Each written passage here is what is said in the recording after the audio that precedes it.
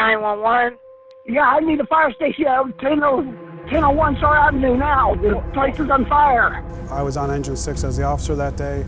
Arrived first on scene with Life Squad 2 right behind us. Visually what I saw was a person laying on the ground on the outside of the building. As I walked by him, he said he's jumped out of the building.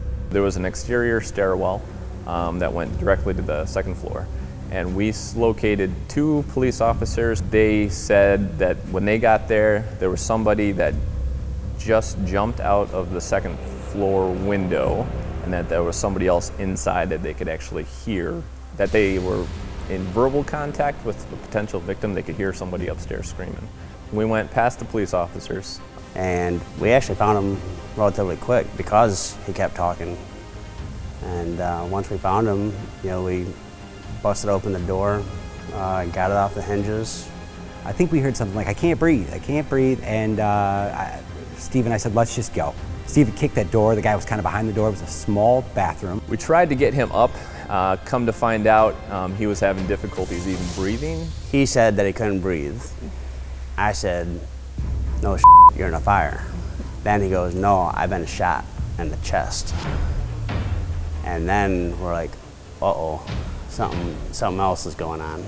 By Squad 2, we have a shot victim here in front. We brought him outside in front of the structure, and both Private Swartz and McGuire went back in to help with extinguishment efforts.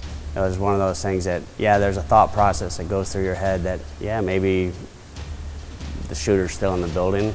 So you're not really thinking about if it was an ambush situation. You're more or less thinking about, I have to help my crew out. If the police knew about it right away and they told us, maybe we would have changed tactics and waited. But at that time, it was more of a blessing that we didn't know and didn't have to have that in our heads. It's one of those probably 1 in a million runs. I'd say like a Hollywood moment.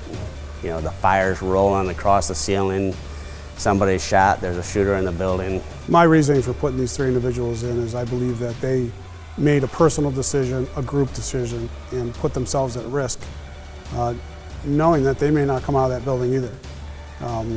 And that is, to any of us, somebody that takes courage to do. But in this situation, once we added all the other parts of the incidents together with the shooting and all that, it was a little bit more than just a regular fire scene.